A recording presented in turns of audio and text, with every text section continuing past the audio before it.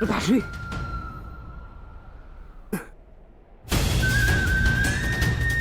दूर रहिए मेरे पिताश्री से। अभी इनका पुत्र जीवित है। इन्हें संभालने के लिए मैंने सदा अपने पिता से दूरी बनाए रखी। इन्होंने मेरी माता और मेरे साथ जो व्यवहार किया, उसके लिए मैं इन्हें कभी क्षमा नहीं कर पाया। परंतु आज भान हुआ कि जितने कष्ट आपने मेरे पिता को दिए, उसके सामने हमारा कष्ट तो कुछ भी नहीं था।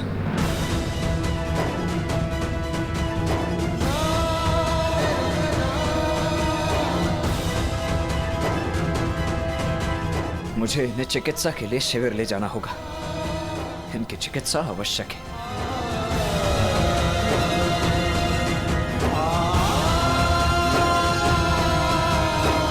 पिताश्री, मैं आपको कुछ नहीं होने दूंगा। मैं वचन देता हूं, आपका पुत्र आपके साथ है।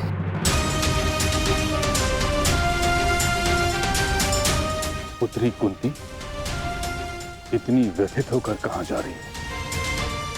क्या कारण होगा?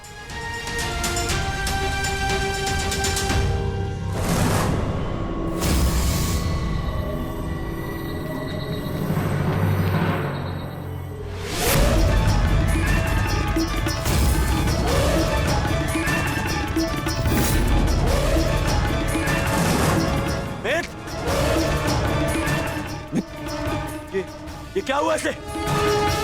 लिटाओ इसे। अब कर।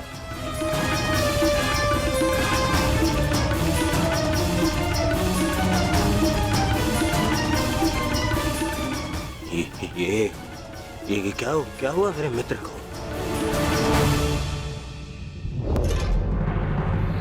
विश्वसेन, मेरे मित्र की ये दशा किसने की?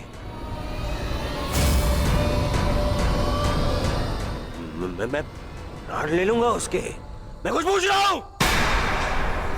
क्या हुआ? क्या हुआ? मैं आपको सब कुछ बताता हूं।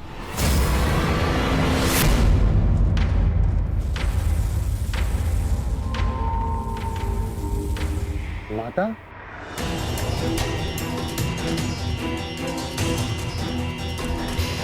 प्रणिपात माता।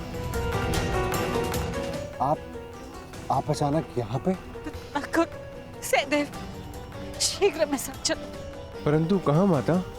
ये सिद्ध करने के लिए केवल तुम मुझे माता कहते हो, हृदय से भी मानते हो।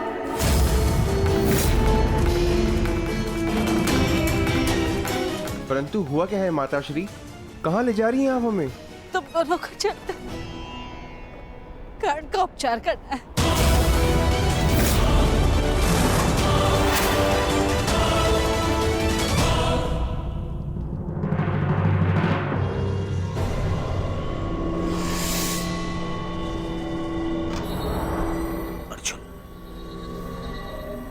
ये छल उस अर्जुन ने किया है।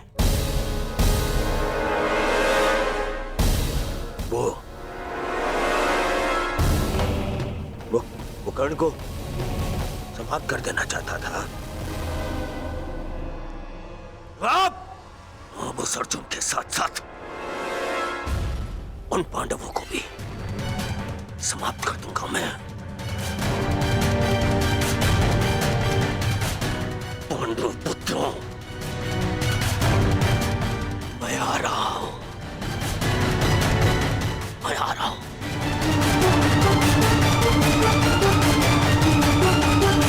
रुक जाइए ज्येष्ठ, आपका वहां जाना उचित नहीं। मैं वहां जाऊंगा, अवश्य जाऊंगा। छोड़ो मुझे। रुक जा मित्र।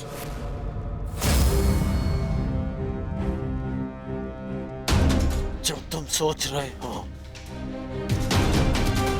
वो भूल के भी मत करना।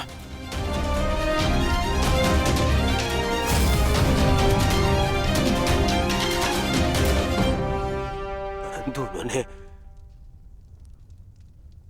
तुम्हारे साथ में छल किया मित्र।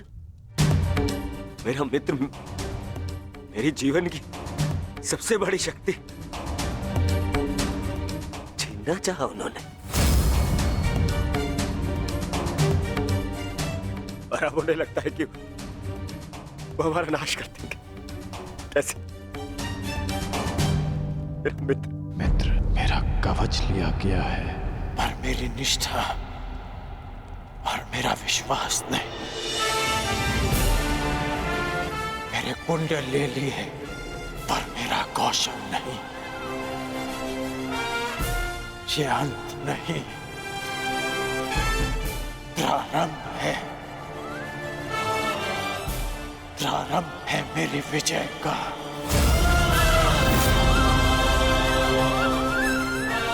ये क्या कह रहे हो मित्र? हाँ,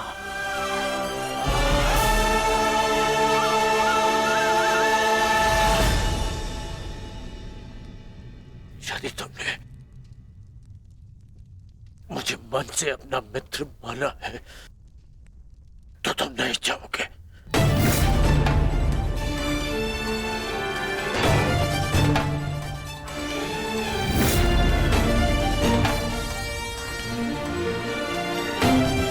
मैं जाकर चिकित्सक को ले आता हूं।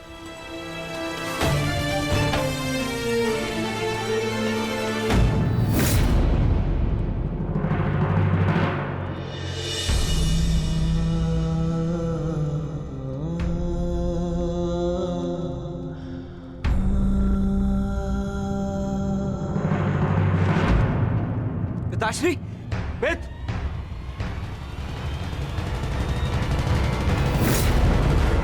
ये आप क्या कह रही हैं माता? कर्ण हमारा शत्रु है और हमारे भ्राता अर्जुन के प्राणों का प्यासा है वो, और आप चाहते हैं हम उसका उपचार करें? और वैसे भी बड़ा शूरवीर बनता है, हम भला उसकी सहायता क्यों करें? क्योंकि कर्ण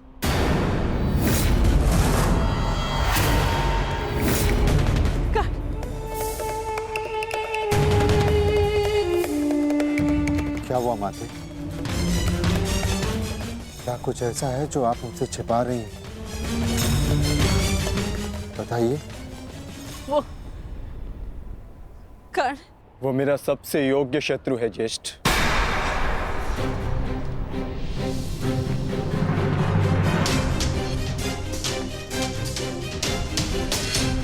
उसे अधिकार है युद्ध क्षेत्र में स्वस्थ होकर अपना कौशल दिखाए, ताकि मैं भी उस पर अपना कौशल सिद्ध कर सकूं। इंद्रदेव ने कर्ण के साथ जो छल किया वो किया, परंतु मैं चाहता हूं कि युद्ध भूमि में कर्ण अपने पूरे बल के साथ मेरे समक्ष प्रस्तुत हो, ताकि ना ही उसे और ना ही संसार को यह कहने का अवसर मिले कि अर्जुन ने एक दुर्बल का वध किया।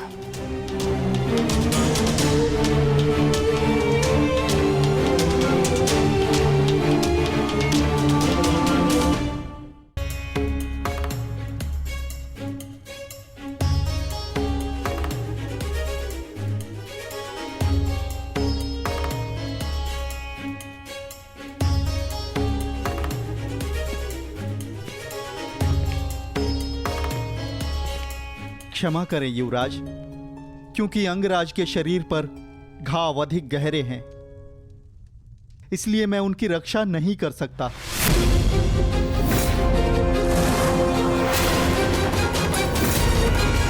कदाचित ईश्वर की यही इच्छा है। बस! यहाँ ईश्वर की नहीं, मेरी इच्छा चलती है।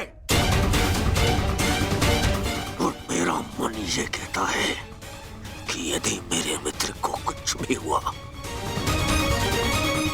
तो उससे पहले ईश्वर के दर्शन तुम करोगे।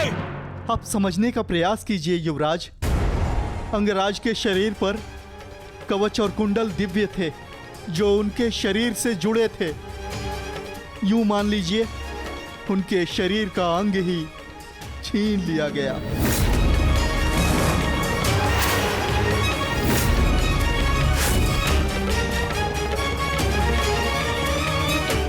इसलिए मैं उनकी सहायता नहीं कर सकता। मेरा उपचार उनके लिए असंभव है युवराज। परंतु हमारे लिए संभव है।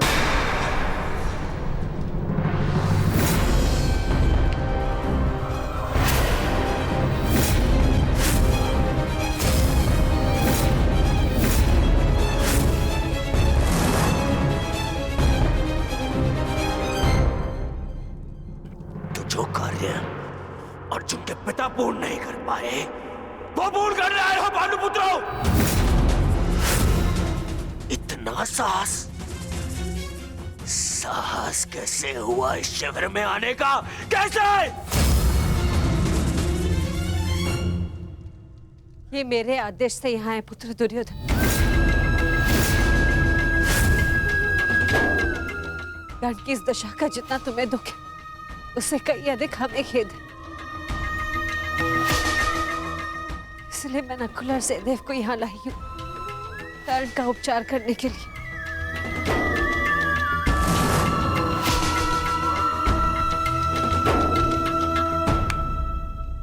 धन्यवाद, परंतु मुझे आपकी सहायता की आवश्यकता नहीं है। आप जा सकते हैं। मैं संसार के सबसे अच्छे वैद्यों को बुलाऊंगा अपने मित्र के उपचार के लिए, सबसे अच्छे वैद्यों को। वैद्य ने जो कहा है वो तुम सुन चुके हो। ये दिव्य कवच निकालने का घाव है, मनुष्य के उपचार से नहीं भरेंगे। नकुल और सहदेव अपने पिता अश्विनी कुमार की विद्या ज्ञात है, शीघ्र ही कर्ण को ठीक कर देंगे।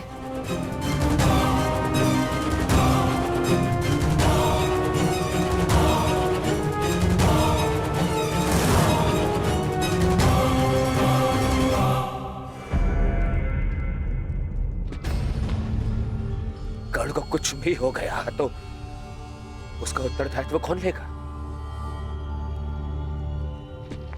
इसका उत्तरदायित्व मैं लेता हूं दुर्योधन।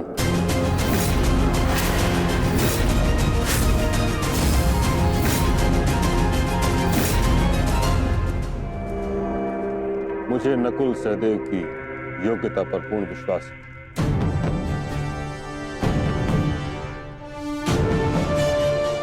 हम अधिक समय व्यर्थ नहीं कर सकते।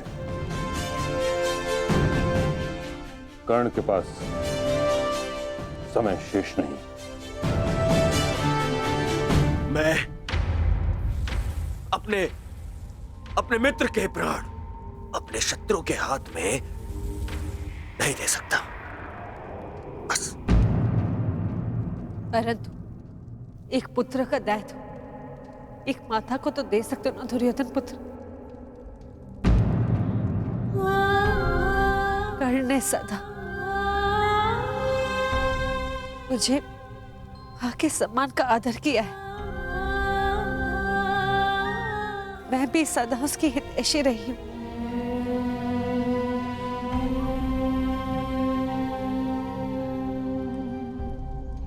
एक अवसर तो नकुल और सहदेव को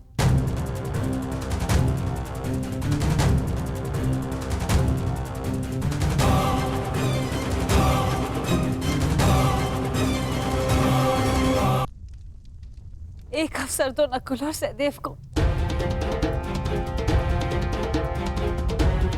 ठीक, उपचार आरंभ करो।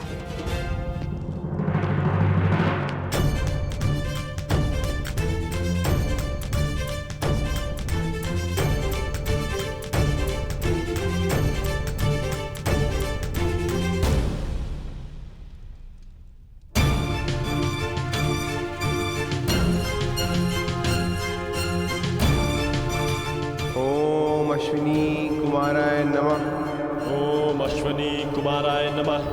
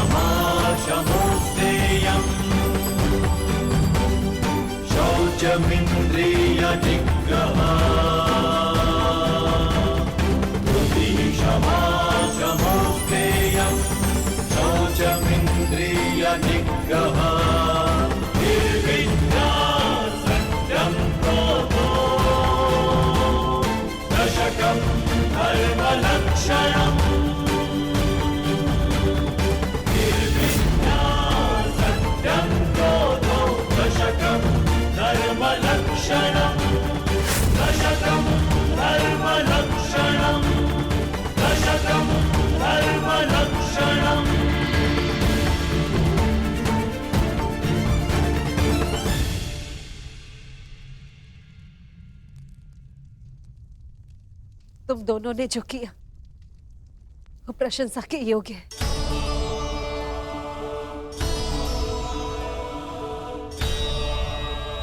अब प्रस्थान करो।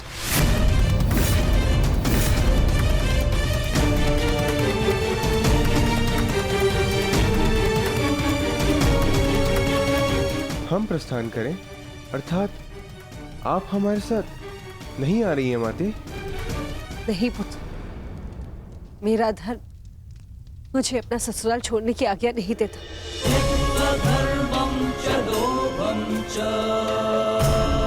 मुझे यही कौरव शिविर में रहना होगा। हम युद्ध की चौखट पे खड़े हैं माता श्री, हम आपको शत्रु शिविर में नहीं रहने दे सकते। मेरी रक्षा का दायित्व तुम ताजश्री और कर्ण पर छोड़ दो।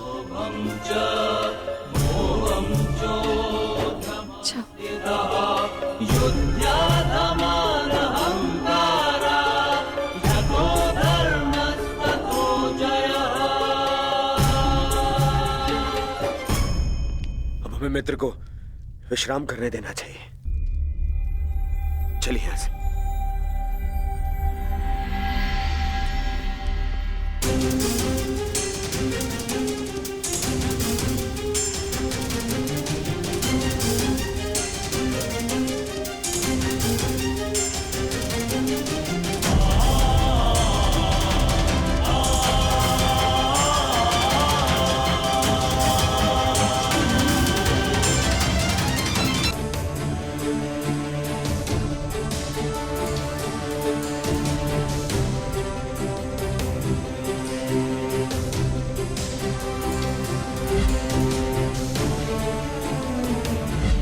एक पुत्र का दायित्व एक माता को तो दे सकते हो ना दुर्योधन पुत्र।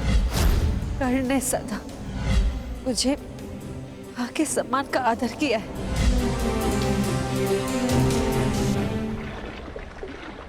ताजश्री,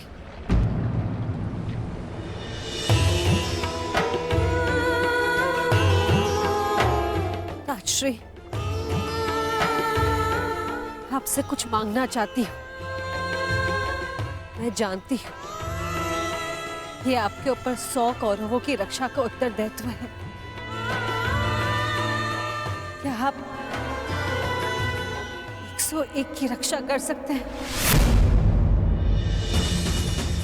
यह 101वां कौन है पुत्री कुंती?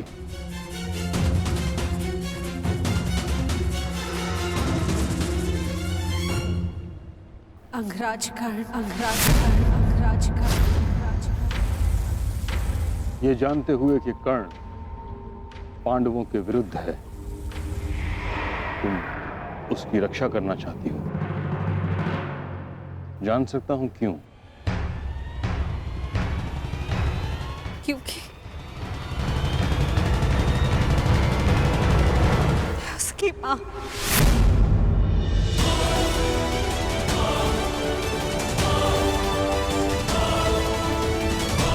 उसकी मां से उसके बच्चे को दूर जाते नहीं देख सकती। कर्ण भली भांति ये जानता था कि यदि उसके पास कवच ना रहा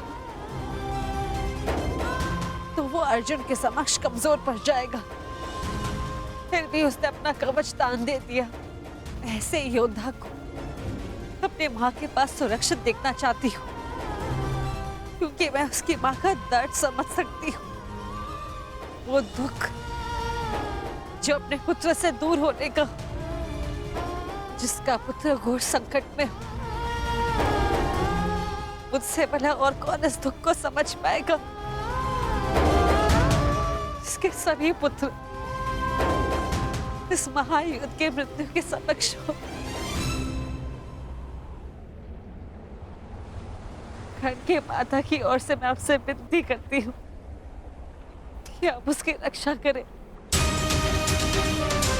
उसे अपनी सुरक्षा प्रदान करें। जो कर्ण के साथ घटित हुआ है मुझे उसका अत्यंत खेद है, परंतु युद्ध में शत्रु का बाण एक योद्धा के हृदय को छेदने से पहले उसके कवच को भेद देता है। यही योद्धा का प्रारब्ध है। मैं केवल कौरवों की रक्षा के लिए वचनबद्ध हूं। मैं कर्ण की रक्षा का वचन तुम्हें नहीं दे सकता। और यदि मैं ऐसा करता हूं कुंती, तो यह स्वाभाविक है कि कर्ण की रक्षा के लिए मुझे अर्जुन का वध करना होगा, क्योंकि कर्ण का प्रतिद्वंदी तुम्हारा पुत्र अर्जुन है और अर्जुन का प्रथम लक्ष्य है कर्ण। क्या तुम चाहती हो कि मैं ऐसा करूं? नहीं अर्जुन, ऐसा नहीं चाहती।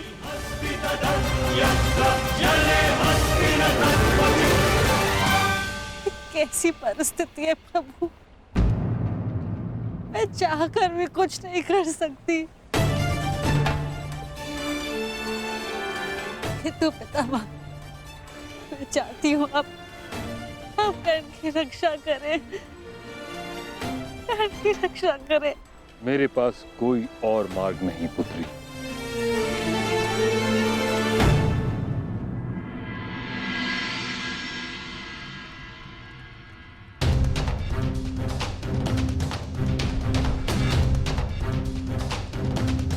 मैंने जो कुछ भी किया उसका मुझे कोई पश्चाताप नहीं, क्योंकि मैं स्वयं के लिए नहीं समाज के लिए जिया हूँ। संसार में परिवर्तन लाने से पूर्व हमें स्वयं में परिवर्तन लाना चाहिए, और यदि मैं ऐसा नहीं करता तो तुम आज एक सूत पुत्र होकर हाथ में शस्त्र नहीं उठा पाते।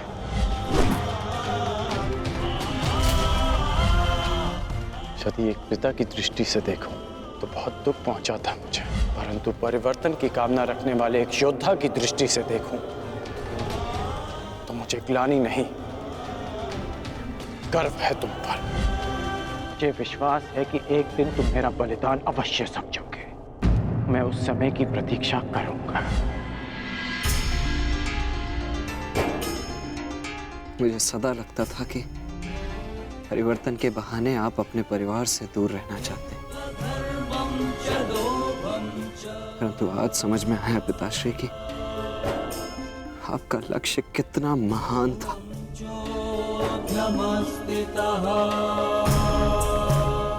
अब आंखें खोलिए पिताश्री, अपने वृषसेन से बात कीजिए। मुझे आप पर, आपकी सोच पर विश्वास है पिताश्री, विश्वास है।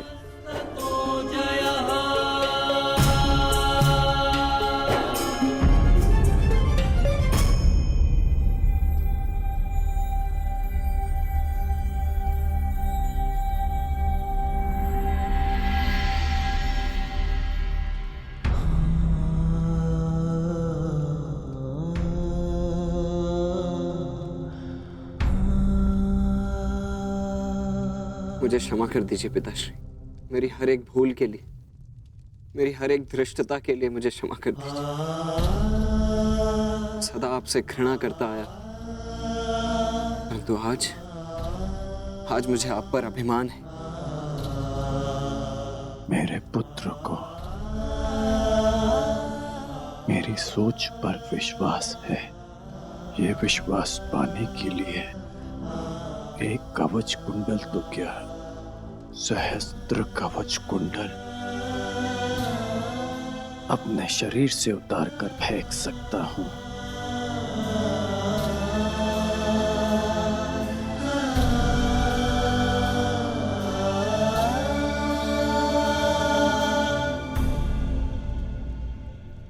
अब स्वस्थ हो पुत्र,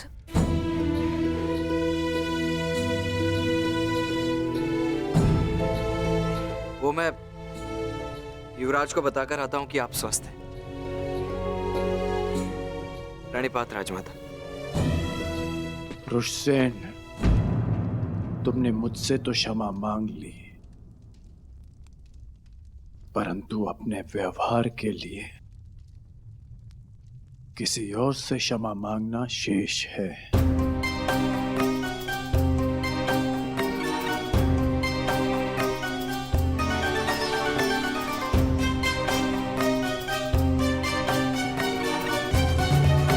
मैं क्षमा चाहता हूँ राजमाता, वो जो भी मैंने। नहीं पुत्र, तुम्हारा कोई दोष नहीं। तुम्हारे स्थान पर कोई और पुत्र होता तो वो भी ऐसे ही करता।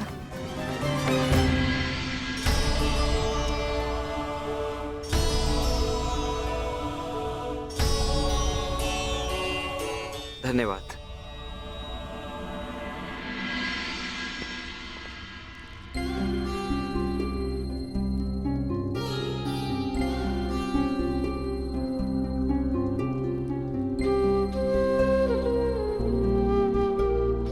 पीड़ा तो नहीं है ना? पीड़ा तो तब होगी जब एक पुत्र अपनी माता का मान नहीं रख पाएगा। राजमाता, भावनाओं में बहकर ये भूल मत कर बैठिएगा कि कौरवों को आपका सत्य ज्ञात हो जाए। और हाँ, मुझे मेरा वचन स्मरण है, युद्ध के पश्चात आपके 5 पुत्र ही जीवित रहेंगे।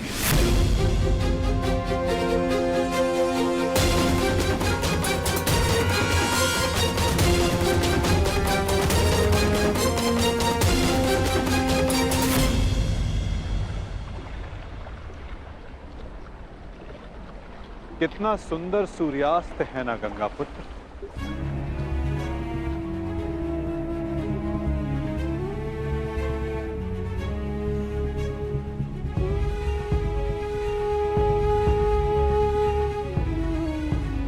कदाचित ये इस युद्ध के प्रारंभ से पूर्व का अंतिम सूर्यास्त है।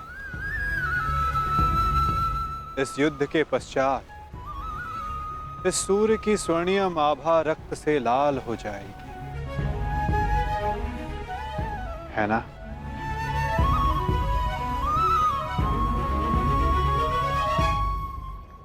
और ये रक्त मेरे ही वंश का होगा वासुदेव।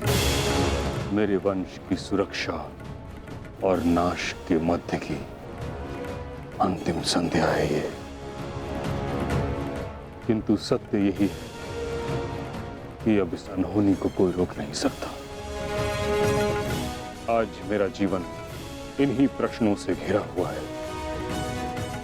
वह प्रश्न जिनके उत्तर मेरे पास नहीं, वह संदेह जिसे मैं कभी स्पष्ट नहीं कर पाऊंगा। परंतु जब बालक के मन में प्रश्न होता है, कोई संदेह होता है, तो वो इन सब प्रश्नों का उत्तर पाने के लिए अपनी मां से पूछता है। कदाचित आपके प्रश्नों का उत्तर आपकी माता के पास हो गंगा पुत्र।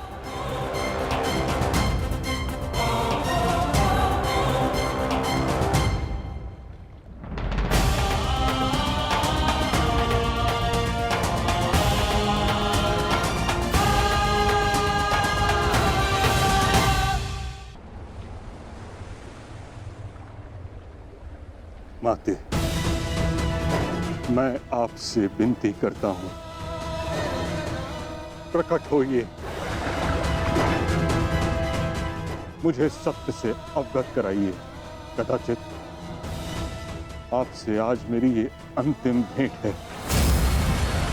मेरे मन से संताप को अपनी शीतल धारा से शांत कीजिए माते।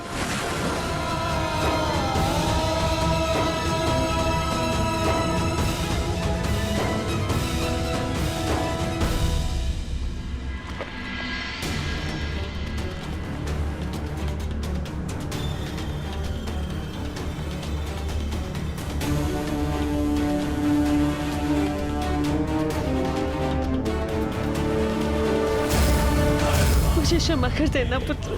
भगवान सूर्य नारायण तुम्हारी रक्षा करे।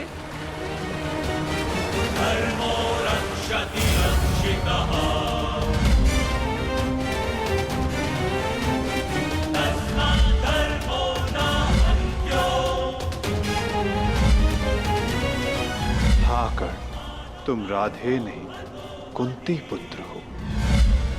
इस महाभारत के पश्चात आपके 5 पुत्र जीवित रहेंगे। यदि अर्जुन ने मेरा वध किया तो भी, और मैंने अर्जुन का वध किया तो भी। क्या आप 101 की रक्षा कर सकते हैं? यह 101वां कौन है? अंगराज कर्ण।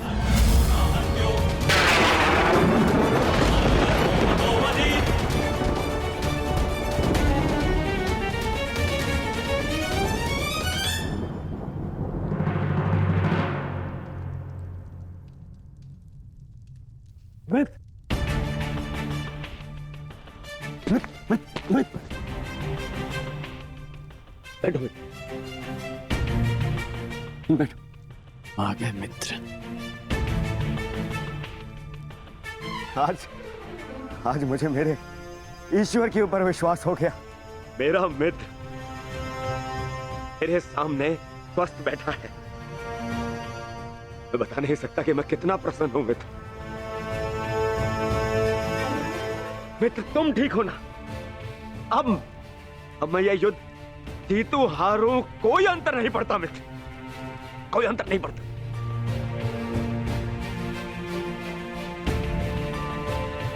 तुम चिंता मत करो मित्र, हम ये युद्ध अवश्य जीतेंगे।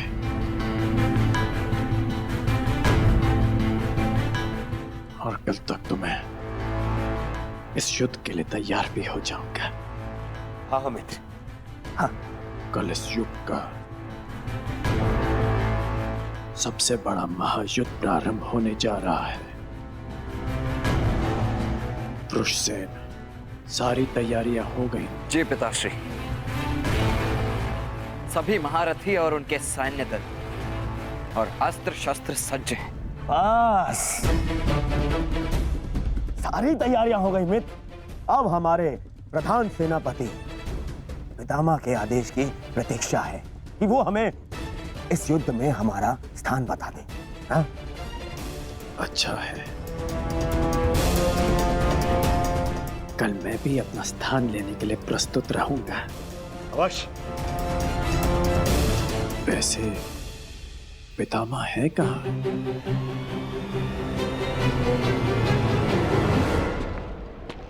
कुंती, प्रणिपाताश्री। आज मैं तुम्हें आशीर्वाद देने नहीं आया हूं। मैं तुमसे कुछ प्रश्न पूछने आया हूं। कैसा प्रश्न ताश्री? वो प्रश्न जिसका उत्तर तुम्हारे अतीत में है। उस अन्याय के विषय में पूछने आया हूं जो तुमने एक अबोध बालक के साथ किया। सत्य के विषय में प्रश्न करने आया हूं जो तुमने समस्त हस्तिनापुर से छुपाया। क्या दोष था उस बालक का कुंती? वरदान तुम्हें मिला, दोष तुमसे हुआ, तो फिर दंड उस बालक को क्यों?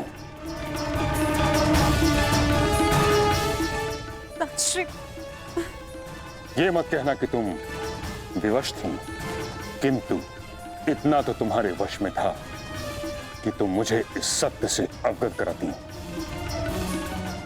एक वीर क्षत्रिय वर्षों तक क्षत्रिय होने के अधिकार से दूर था। एक सूर्य पुत्र ने वर्षों सूत पुत्र होने का कलंक अपने सर लिया। वर्षों तक वह उस अपराध का दंड सहता रहा जो उसने किया ही नहीं।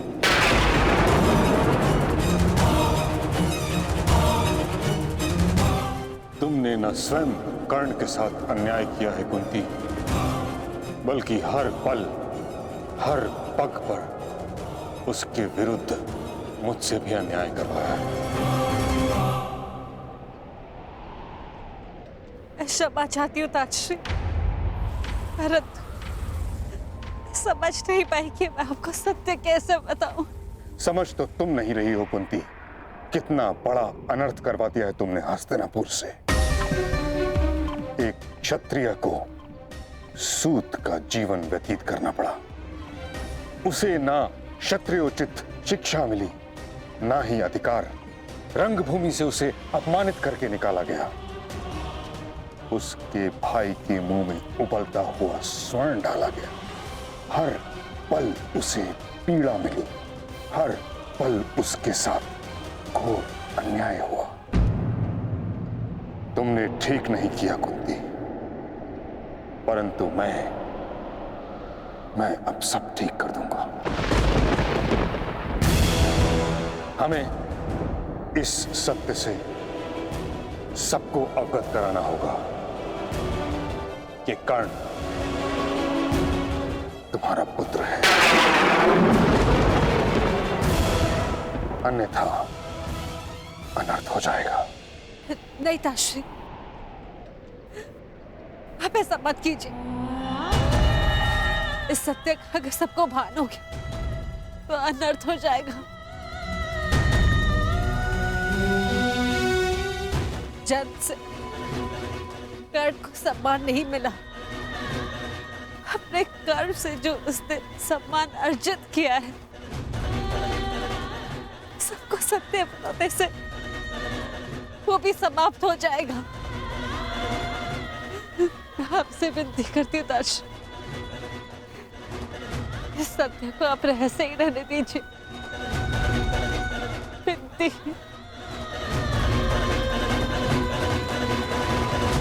उस रहस्य का लाभ ही क्या जब कर्ण का बलिदान हो जाए। ताश्री, अब ये सब आपको ही रोकना होगा।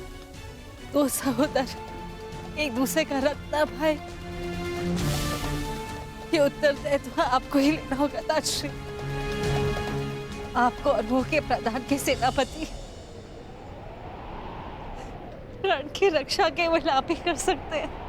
ताश्री, मैं अपने 6 पुत्रों को जीवित देखना चाहती हूँ। अब आपको ही कुछ करना होगा ताश्री।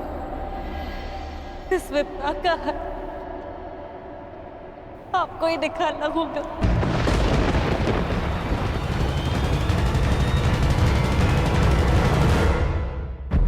ताश्री, इस विपदा का है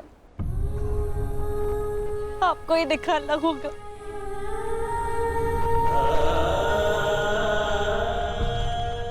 एक माता अपने कर्तव्य में चूक गई है।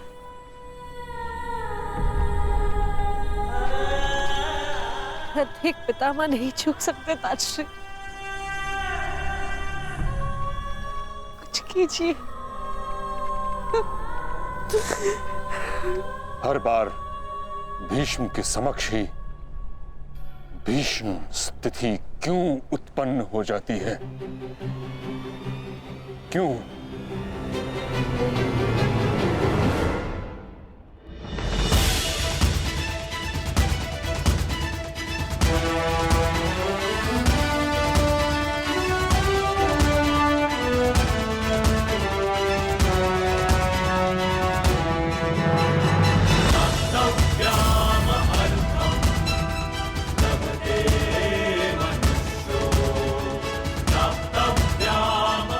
आप सभी को अपने अस्त्र शस्त्र मिल चुके हैं।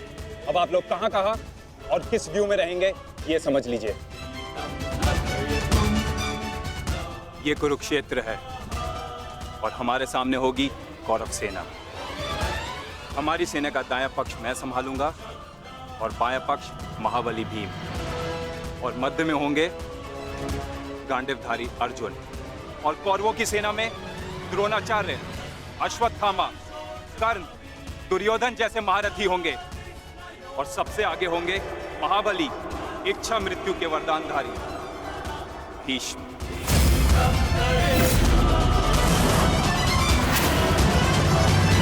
इस युद्ध में सभी ने अपना स्थान जान लिया है।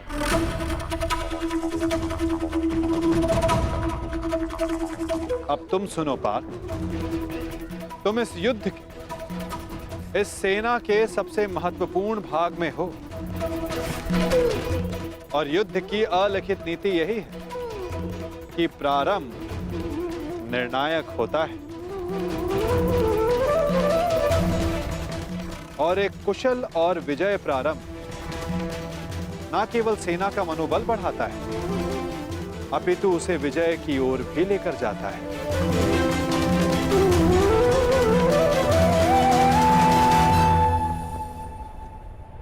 तुम हमारी सेना के मेरुदंड हो, मूल आधार हो, इसलिए विशेषतः आक्रमण तुम्हारे ऊपर ही होंगे पार्थ।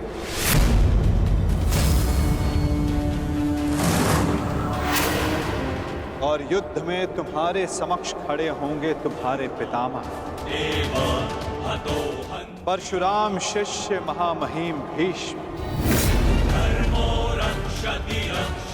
जो कौरवों के सबसे बड़े बल है। और कूटनीति यही कहती है कि यदि आधार को गिरा दिया जाए तो इमारत को गिरने में ज्यादा समय नहीं लगता। और महामहिम भीष्म कौरव सेना के आधार हैं।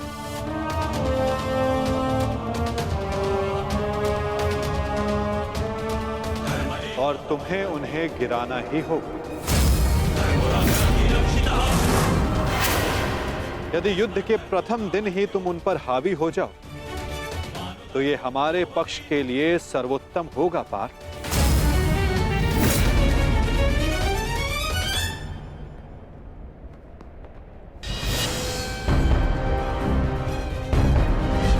तुम्हारे पुत्र हस्तिनापुर की रक्षा बनेंगे, यही इनका कर्तव्य है और यही नियति है।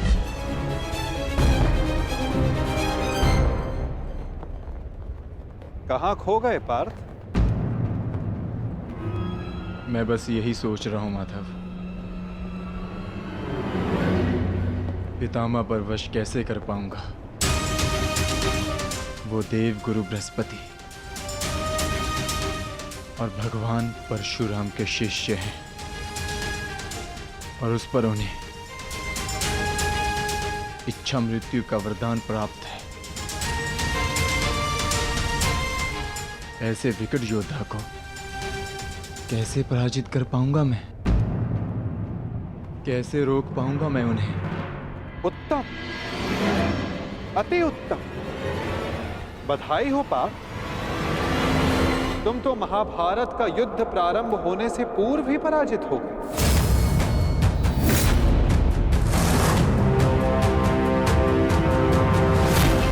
एक शत्रु की शक्ति का अनुमान होना एक योद्धा के लिए उचित होता है, परंतु शत्रु की शक्ति को देखकर उससे स्वयं को हीन समझना पराजय की ओर सबसे पहला पड़ाव होता है पार्थ।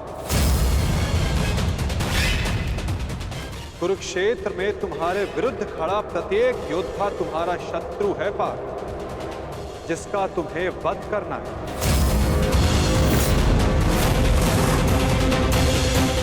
अन्यथा आज तुम भीष्म से भयभीत, कल तुम कर्ण से होगे, परसों तुम ये कहोगे कि मैं आचार्य द्रोण का सामना कैसे करूं। यदि ऐसा ही रहा तो कैसे पूर्ण करोगे अपने साथ हुए अन्याय का प्रतिकार? कैसे लोगे पांचाली के अपमान का प्रतिशोध? अपनी प्रतिज्ञाएं कैसे पूर्ण करोगे पार्थ? बताओ। यदि युद्ध में विजय होना है तो उसका केवल एक ही मार्ग है पार्थ, या तो शत्रु का सर झुका दो या फिर उसका सर संधान कर दो।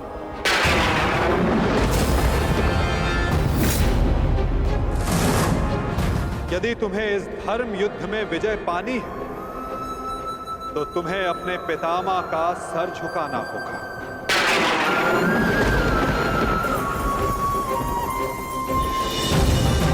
या फिर उनका सर संधान करना होगा पार्थ। और यही तुम्हारा धर्म है पार्थ। केवल गंगा पुत्र भीष्म ही नहीं, तुम्हें हर उस योद्धा का वध करना होगा, हर उस योद्धा को दंड देना होगा जो धर्म स्थापना के मार्ग में आए।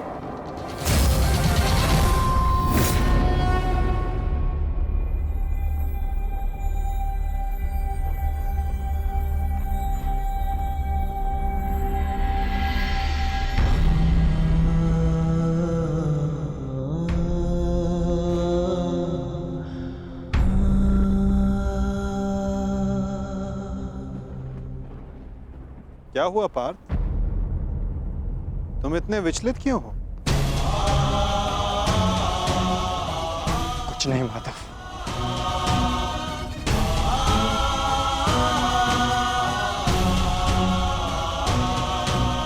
अपने सखा से सत्य छिपाना इतना सरल कार्य नहीं है पार्थ।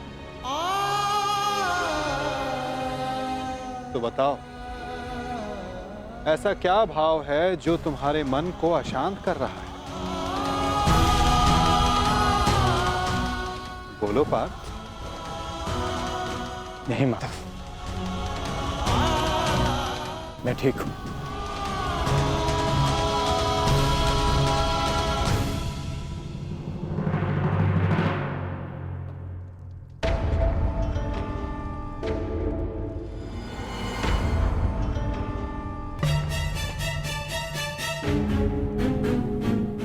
सब पहुंच गए। मेरे पितामह कहाँ रह गए?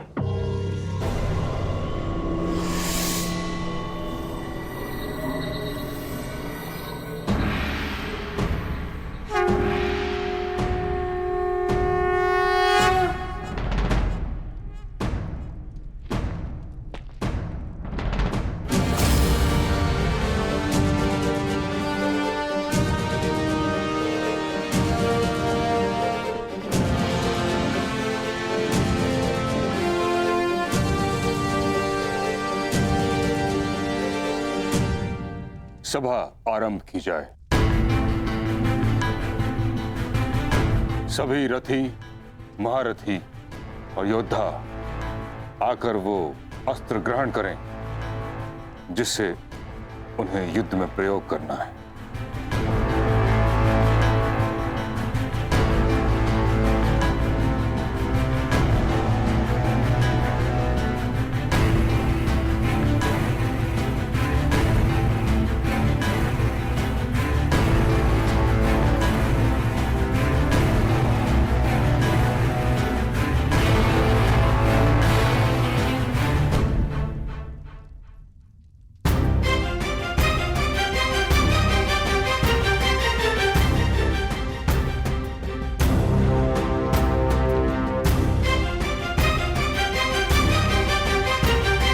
प्रणिपात महामहिम।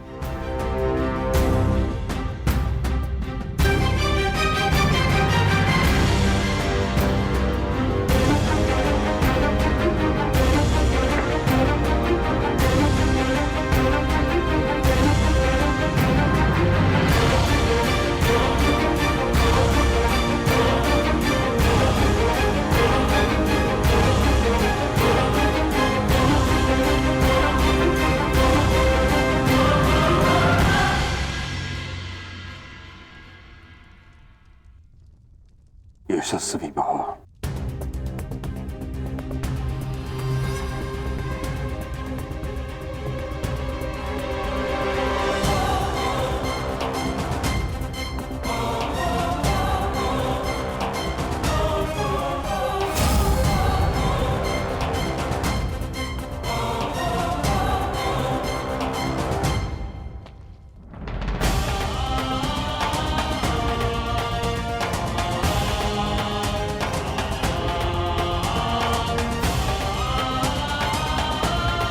प्रणिपात महामहिम।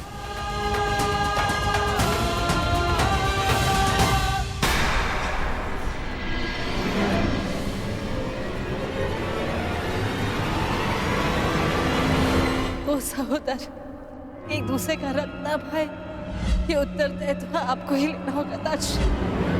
प्राण की रक्षा केवल आप ही कर सकते हैं।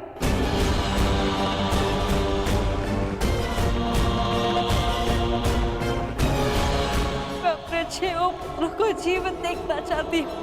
इस विपदा का आपको ही दिखाना होगा।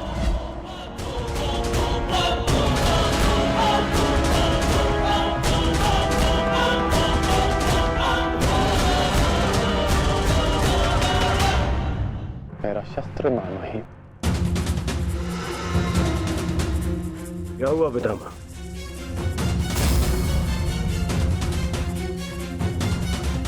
इसका क्या अर्थ है? इसका अर्थ है कि एक सूत पुत्र मेरी ओर से युद्ध में भाग नहीं लेगा।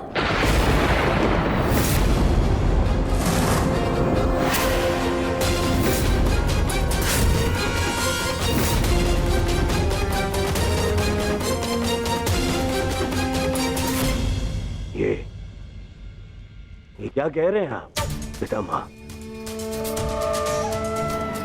आप भूल रहे हैं, वर्षों पहले मैं अंगराज को राजा घोषित कर चुका हूं। उसके कर्म को उसके जन्म से प्रधानता दे दी आपने। कर्ण ने मेरे लिए दिग्विजय प्राप्त की है।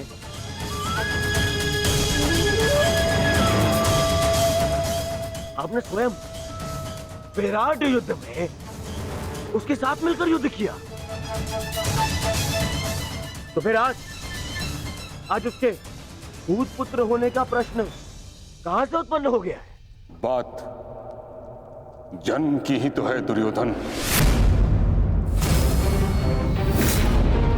हाँ, मैंने कर्ण के साथ युद्ध लड़े हैं, परंतु ये युद्ध बाकी युद्धों से भिन्न है। ये एक महान युद्ध है। भले ही कर्ण अंगराज है, परंतु यह बात भी सत्य है कि इसका जन्म एक सूत के घर हुआ है।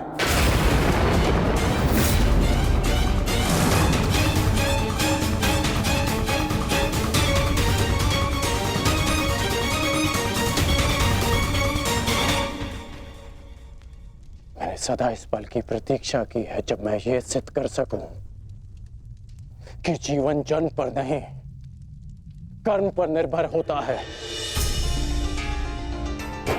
और आज जब ये समय आया तो आप मुझसे कह रहे हैं कि मैं रिक्त हाथ लौट जाऊं। ये युद्ध केवल मेरा अधिकार नहीं, मेरे जीवन जीने का लक्ष्य है। आप मुझसे मेरा अधिकार, मेरा लक्ष्य मत छीनिए। मैंने अपने मित्र को वचन दिया है कि इस युद्ध में मैं उसकी रक्षा करूंगा, पूर्ण रूप से मैं उसकी सहायता करूंगा, चाहे मेरे प्राण क्यों ना चले जाएं।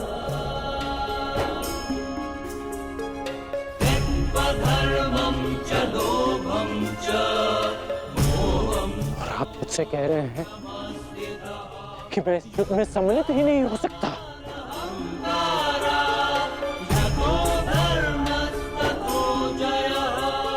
ऐसा क्या अपराध कर दिया मैंने कि आप मुझे ये दंड दे रहे हैं?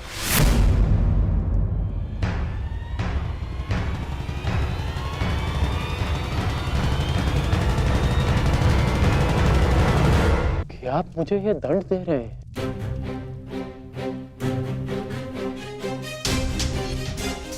मैं कौरवों का सेनापति हूं और एक सूत पुत्र को अपने निर्णय का कारण बताना उचित नहीं समझता।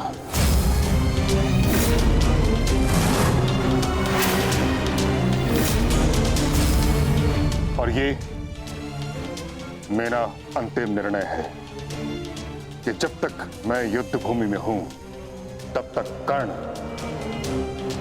युद्ध भूमि से दूर रहेगा।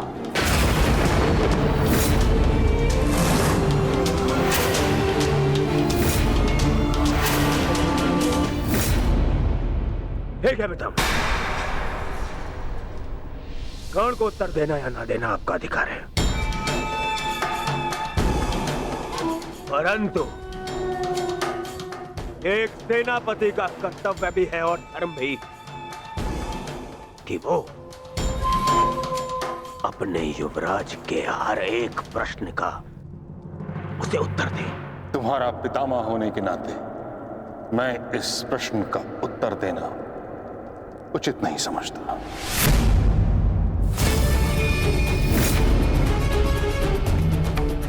परंतु मैं कारण समझ चुका हूं,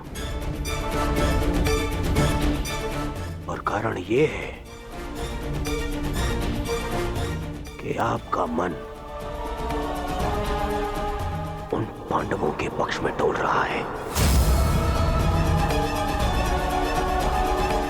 उन पांडवों के प्रेम में आपकी प्रतिज्ञा दुर्बल हो गई है। विश्वासघात कर रहे हैं आप हमारे साथ, विश्वासघात। दुर्योधन,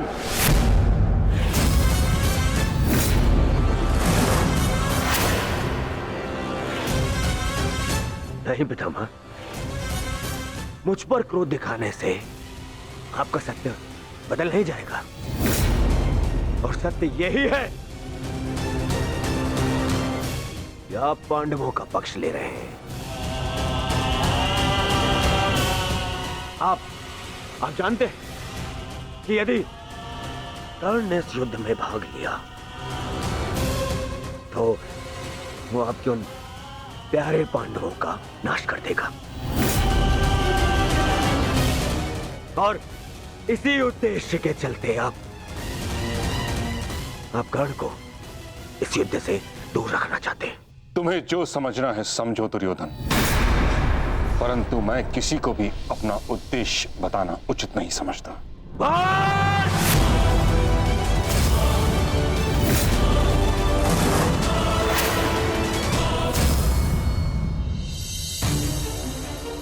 बहुत हो गया पितामह, बहुत हो गया।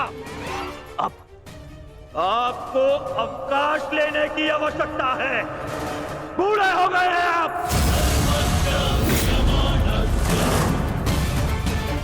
इसीलिए मैं महाराज धृतराष्ट्र का ज्येष्ठ पुत्र दुर्योधन आपको आपके कर्तव्य से मुक्त करता हूं।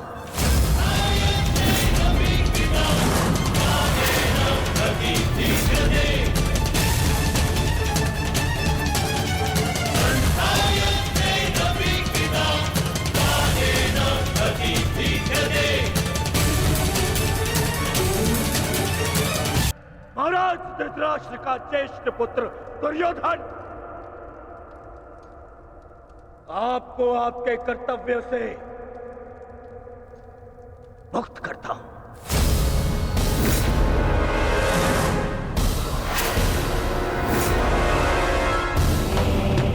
बताए क्यों पितामह?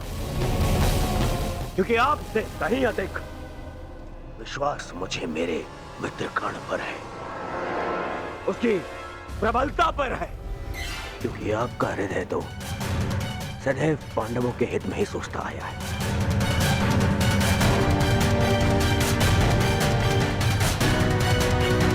और मैं ऐसे सेनापति को अपनी समस्त सेना का उत्तरदायित्व नहीं दे सकता जो शत्रु हित में सोचता हो। यदि कर्ण इस युद्ध में भाग नहीं ले सकता तो आप भी इस युद्ध में भाग नहीं लेंगे।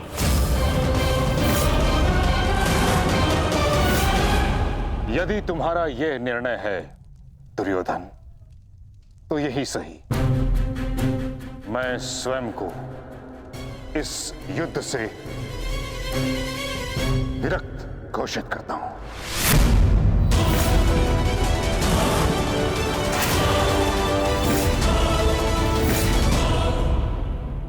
मुझे आपकी आवश्यकता नहीं। दुर्योधन, ये क्या कह रहे हो तुम? मूर्खता मत करो और मित्रता की मोह में नेत्रहीन ना बनो दुर्योधन। हमें कर्ण से अधिक पितामह की आवश्यकता है। समझ गए तुम? मैंने आपसे सुझाव मांगा, मांगा तो जाइए और जाकर अपना स्थान ग्रहण कीजिए। मुझे याद है कि मैं क्या कर रहा हूं। जाइए।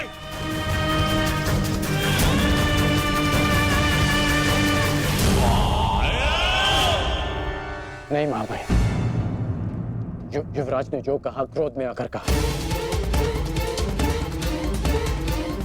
मैं इस विषय में उनसे बात करूंगा, सब ठीक हो जाएगा महामहिम। नहीं कौंतेय कर्ण, अब कुछ भी ठीक नहीं हो सकता। मेरी बात सुनिए महामहिम।